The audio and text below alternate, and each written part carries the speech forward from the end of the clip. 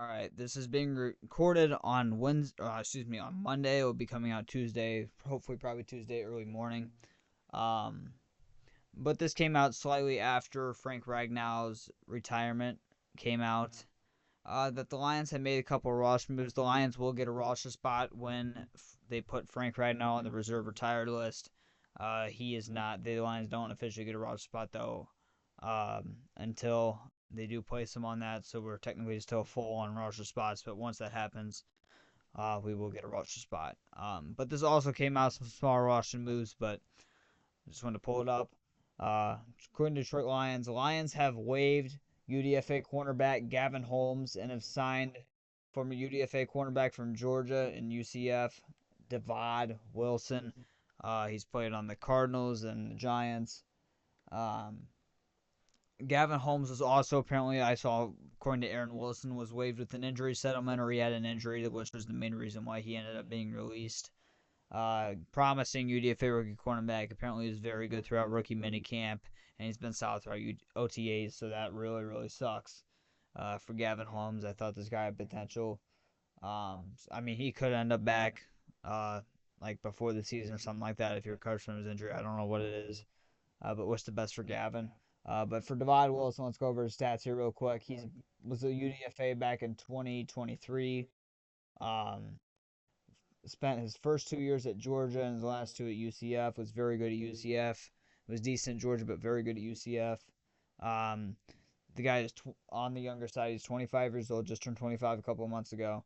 A slightly bigger corner, 6 foot 195. He's actually, like, I believe, our second biggest or third biggest DB in the room now, behind Stanley Thomas Oliver and Kirby Joseph. Our DB room is smaller for the most part. Very good, but very small DB room when it comes to size. So he's a bigger DB, 6 foot 195. I think he's like the same size as Stanley Thomas Oliver. I think Thomas Oliver is 6 foot like 194 or something like that. He's around the same size as Stanley Thomas Oliver, whom I'm a big fan of. Last 2023, it was actually picked up by he was picked up by some other. I think it might have been the Seahawks, somebody in 2023. But he played 2 games with the Cardinals in 2023. Had 5 total tackles, 4 solo, 1 assist. 2024, he went to the Giants, played 3 games, 5 total tackles, 4 solo, 1 assist. Did have a pass deflected or defense. And again, this is his college football stats. Again, he spent 5 years in college. His last 3 with UCF. His first 2 years with Georgia. His first year at Georgia, 4 total tackles, 2 solo, 2 assists, 1 pass deflected. 2019 at Georgia's final year of Georgia, 24 tackles, 18 solo, 6 assisted, 1 pass deflected, and a pick. 2020 transfer to UCF, had 11 total tackles, 9 solo, 2 assisted, 1 pass deflected, 1 forced fumble. 2021 was arguably his best season, 72 total tackles, 41 solo, 31 assisted, 3 passes deflected, 1 sack, and 2 picks. And then 2022, 41 total tackles, 32 solo, 9 assisted, 4 passes deflected, 1 forced fumble, and 3 interceptions. Was one of the better UDFA cornerbacks coming out from that draft class.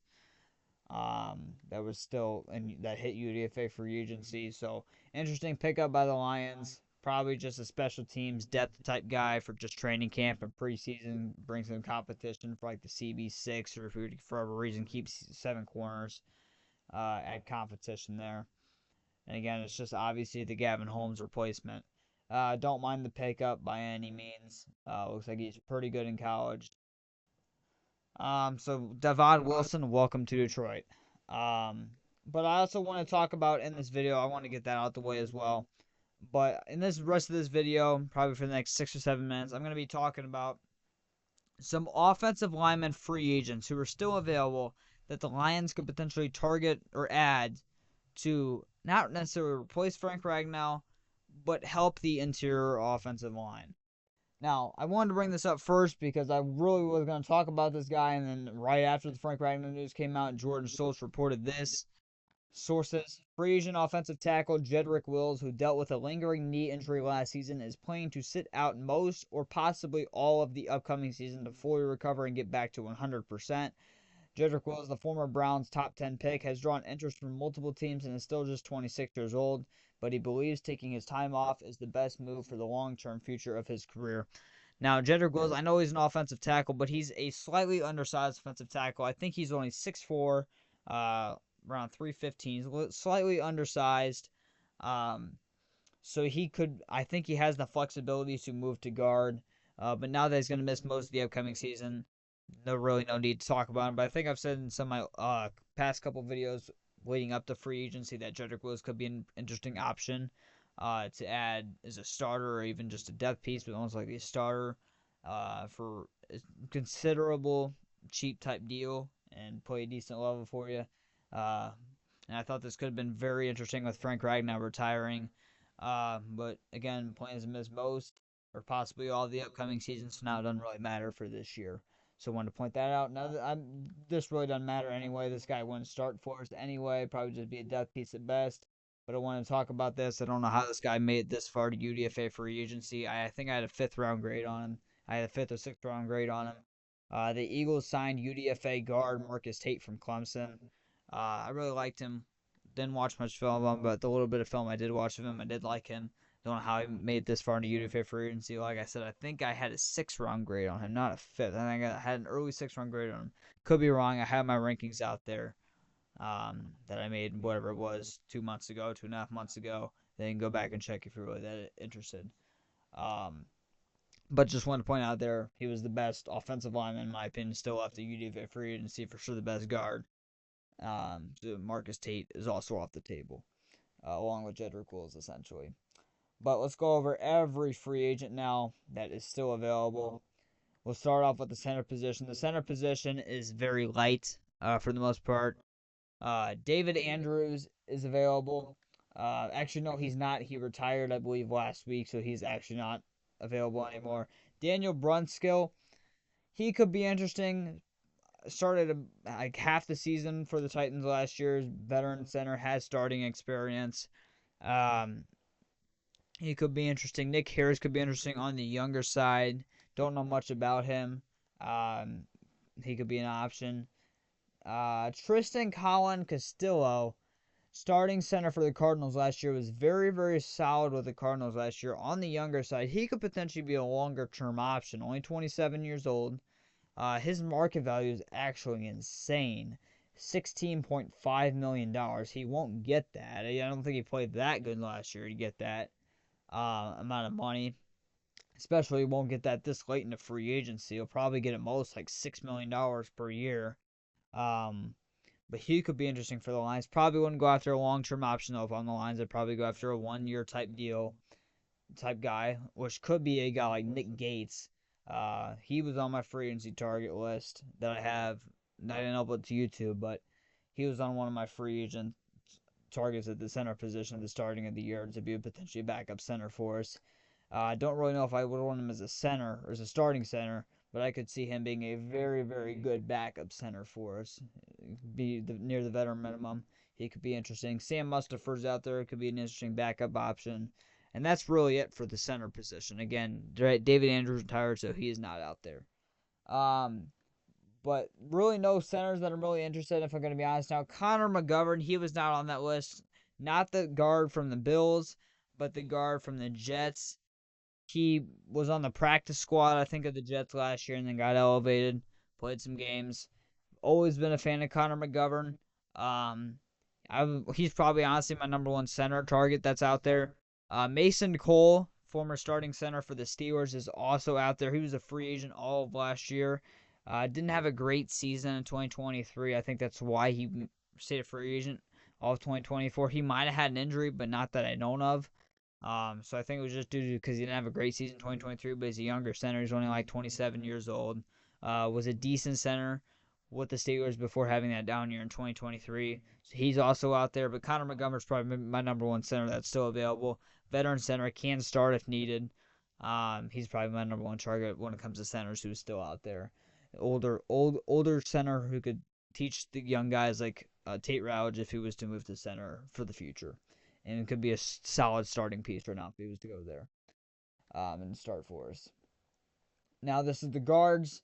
The interior offensive line for the remaining free agency is very slim. There's not a lot of guys out there, but these are the guards that are still available that could potentially move to center, but most likely will be guards. Brandon Sheriff headlines the list. You see him on the thumbnail. He used to be arguably one of the best, if not the best guard in football just 3 or 4 years ago, especially with the Commanders. He was very good with the Commanders. Definitely on the decline of his career now, but still can be a very good guard for a team, veteran team like us. Not veteran team, but very good team like us. He could be a very good pickup for us. Probably will cost around $6 million. Wouldn't be too bad. We gained $9.2 million with Frank Ragnow retiring. We do have like a 3.4, I think $3.5 million dead cap hit in 2026, but we gained $9.2 million in 2025 by Frank Ragnow retiring. So you can use 3/4 of that money to get a guy like Brandon Schiff and still have a little bit left over to potentially bring in a defensive end or a safety, whatever you want to do. Shaq Mason's out there. Shaq Mason had a very down year last year at the Texans. Used to also be one of the better guards in football with the Patriots a couple years back. Definitely on the decline of his career. Probably about on the same level as Graham Glasgow. Maybe slightly better than Graham Glasgow. Not really interested in Shaq Mason, though. He's an option, though. Will Hernandez. I was trying to put him on the thumbnail, but I couldn't find a good picture of him that would even up with what's his name? Divaad Wilson that the Lions signed today. Couldn't find a good picture of him that would not block Divaad Wilson's whole body. So I had to put Brandon Scherf on there instead. But Will Hernandez is a very interesting option. 30 years old. Probably cost around $4 million, $3 million, somewhere around there. Only cost half of what we get from Frank Ragnow retiring at most.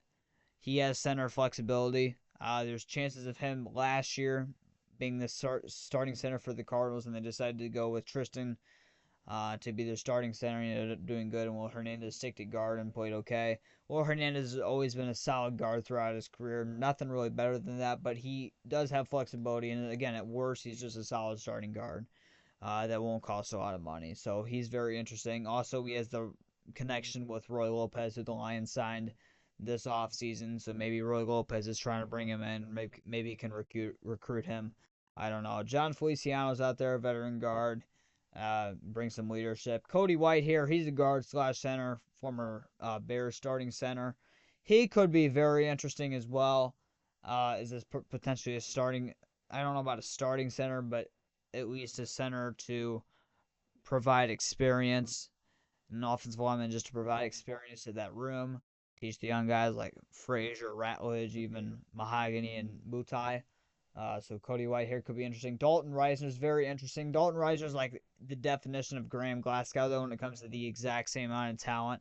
I mean, they're the most Glasgow and Reisner are the most average starting guards in the NFL. It's crazy. They're literally on the same level. It's insane. So wouldn't go after a guy like Dalton Reisner because he doesn't really have a lot of flexibility either. Um, but he's again an average starting guard. If the Lions were thinking, okay, we'll move Glasgow to center, and then Risner would be one of our starting guards with Mahogany or Ratledge being the other starting guard. I don't know. I wouldn't go after Reisner, but I could see the Lions go after him. Mark Golnowski could be interesting. Doesn't have a lot of flexibility. Didn't play a whole lot last year, but has veteran experience, starting experience with the Giants. He could be interesting. That's about it for the guard position, though. Not really much other guys that stand out there. Maybe Jack Driscoll is a veteran guard, but that's about it.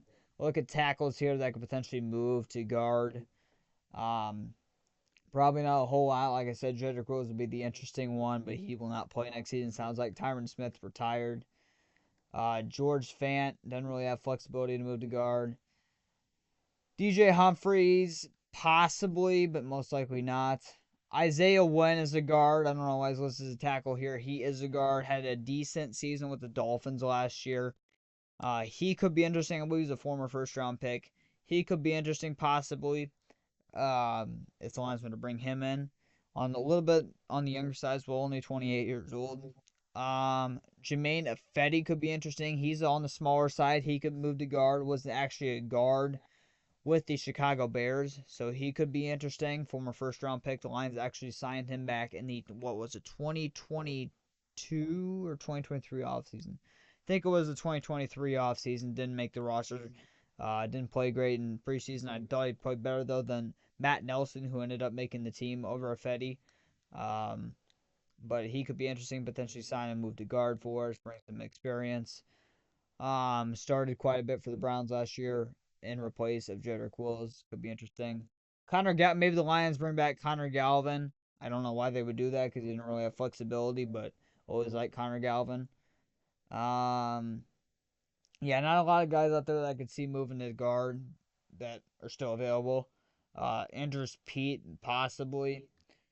But not a lot of tackles other than that. I think have flexibility and move to guard or even center. So those are the free agents that are remaining out there at the offensive line position. Not great. I do want to address, would I trade for an offensive lineman right now if I was the Detroit Lions? No, absolutely not. No, it doesn't make any sense to do that right now. It doesn't make any sense. You don't have enough draft capital right now in 2026 to make that happen. Now, if your offensive line right now, if like Ratledge was to struggle, if Frazier was to struggle if he was starting, if Mahogany didn't play at the level he did last year, and your offensive line is not doing great at midseason next year when it comes to the interior, then maybe you trade for an offensive lineman midseason. I don't know, but I am not trading for an offensive lineman at this current moment. It just doesn't make sense. I would sign an offensive lineman possibly, but I'm not trading for an offensive lineman. You don't have enough capital to do it. You have the money to, but you don't have the capital to right now. So I would not do that if I'm the Detroit Lions right now, unless it's a guard that would only cost like a 6th, 7th round pick. But I'm not doing that. Would sign a veteran guard center, or even not. And what I want the Lions starting offensive line to look like right now? I would want Decker at the starting left tackle, obviously. Mahogany at the left guard. Ratledge at starting center. Frazier at right guard. And Sewell at right tackle. That would be my starting offensive line if I was Brad Holmes. Dan Campbell that would be my starting offensive line heading into week 1. But it's most likely going to be Decker at left tackle, Mahogany at left guard, Glasgow at center, Ratledge at right guard, and Sewell at right tackle. With potentially, if Glasgow's not playing great and Ratledge is balling out, that Ratledge could move to center and then Glasgow could move back to guard, or Frazier would start over Glasgow. I don't know.